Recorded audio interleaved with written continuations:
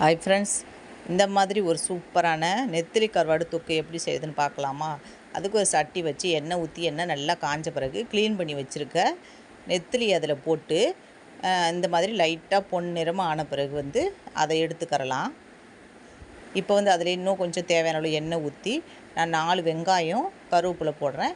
ஒரு 15 பல் பூண்டை நீட்டு வாக்கில் 2 2ஆக வெட்டி வச்சுருக்கேன். வெங்காயமும் பூண்டும் கொஞ்சம் பொன்னிறம் ஆன பிறகு 3 தக்காளி வச்சுருக்கேன். தக்காளி போட்டு தக்காளி நல்லா மசிஞ்சு வெங்காயத்தோடு சேரணும். அப்பப்போ மூடி போட்டு வைத்தோன்னா தக்காளி மசிஞ்சிரும். இப்போ 1/2 ஸ்பூன் மஞ்சத்தூளும் இந்த ஸ்பூனில் 1½ ஸ்பூன் வெறும் மிளகாத்தூள் வீட்டில் அரைச்சது தான் போட்டு நல்லா கலந்து விட்டுக்கறலாம். இப்போ கொஞ்சமாக ஒரு டீ டம்ளர் ஃபுல்லாக தண்ணி ஊற்றி நல்லா கலந்து விட்டுட்டு இந்த கருவாட்டை அதிலே போட்டு அதையே நல்லா கலந்து விட்டுக்கறலாம். இப்போ நான் உப்பு கொஞ்சமாக போட்டுக்கறேன். ஃபஸ்ட்டு கொஞ்சம் போட்டிருக்கேன். ஒரு சில நெத்திலி உப்பு இருக்கிற நெத்திலியும் இருக்குது, உப்பு இல்லாத நெத்திலியும் இருக்குது. நான் இன்றைக்கி செய்கிறது உப்பு இல்லாத நெத்திலி, அதனால் கொஞ்சம் போடுறேன். உப்பு இருக்கிற நெத்திலினா நம்ம உப்பு பார்த்து தான் போடணும், அதிலே நிறையா உப்பு இருக்கும்.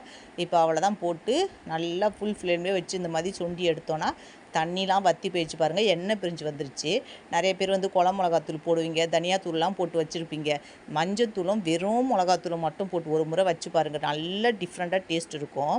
இது சாம்பாரும் ரசத்துக்கும் சூப்பராக இருக்கும். சாம்பாரை விட நல்லா ஒரு மிளகு ரசம் வச்சு இந்த தொக்கை வச்சு சாப்பிடும்போது அவ்வளோ ஒரு டேஸ்ட்டாக இருக்கும். அப்புறம் சுடு சாதத்துலேயும் பிசைஞ்சு சாப்பிடும்போது அவ்வளோ ஒரு டேஸ்ட்டாக இருக்கும்.